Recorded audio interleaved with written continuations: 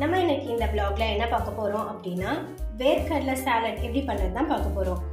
இது வந்து ஈஸியா வீட்லயே செய்து முடிச்சிடலாம். இது வந்து ரொம்ப டயட்ல இருக்கீங்க அப்படின்னா இது ரொம்ப ஹெல்ப்ஃபுல்லா இருக்கும். பசி எடுக்கவே எடுக்காது இதை சாப்பிட்டீங்கன்னா. ஃபர்ஸ்ட் அதுக்கு வந்து நான் இந்த வெஜ்ஜீஸ்லாம் கட் பண்ணியிருக்கேன். மாங்காய், கேரட், லெமன் ஸ்க்யூஸ் பண்ணுறதுக்காக ஹாஃப் லெமன் வச்சுருக்கேன், கொத்தமல்லி, ஆனியன். வேர்க்கடலையை வந்து நான் வந்து ஒரு ½ அன் ஹவர் ஊற வச்சுட்டு அதுக்கப்புறமா வேக வச்சு நான் எடுத்திருக்கேன். ஒரு 6 to 7 விசில்ஸ் போட்டு எடுத்தீங்க அப்படின்னா வேர்க்கடலை ரெடி ஆயிடும். இது வந்து ஈஸியாக செய்து முடிச்சுன்னா ஒரு கிலோ வேர்க்கடலை வாங்கினீங்களே 50 ரூபாய் தான் ஆகுது. அஃபோர்டபுள் ப்ரைஸில் தான் இருக்குது. ஸோ இதை நம்ம வீட்டிலே எப்படி பண்ணுறதுன்னு இந்த வீடியோவில் பார்க்கலாம்.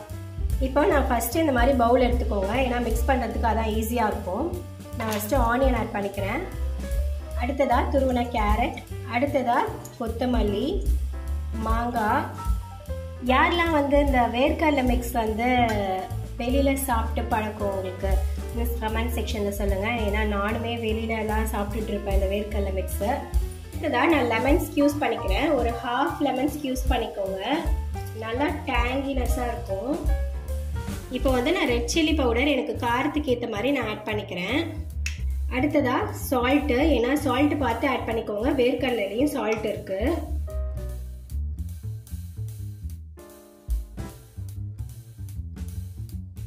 இப்போ நான் வந்து அவிச்ச வேர்க்கடலையை வந்து இதில் ஆட் பண்ணுறேன்.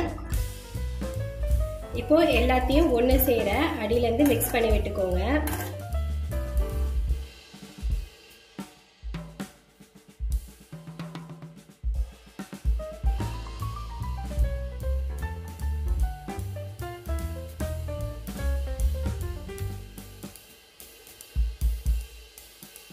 இங்கே பார்த்தீங்களா ஃப்ரெண்ட்ஸ், எவ்வளோ அழகாக வீட்லேயே நம்ம வேர்க்கடலை மிக்சர் ரெடி பண்ணிட்டோம் அப்படின்ட்டு.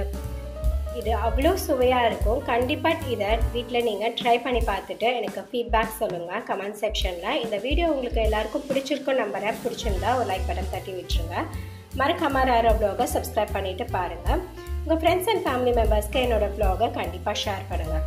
இது வந்து நீங்கள் வெயிட் லாஸில் இருக்கிறவங்களோ இல்லை ஈவினிங் ஸ்நாக்காக இதை சாப்பிடணுன்னு விரும்புகிறவங்களோ இதை கண்டிப்பாக நீங்கள் செஞ்சு சாப்பிடலாம்.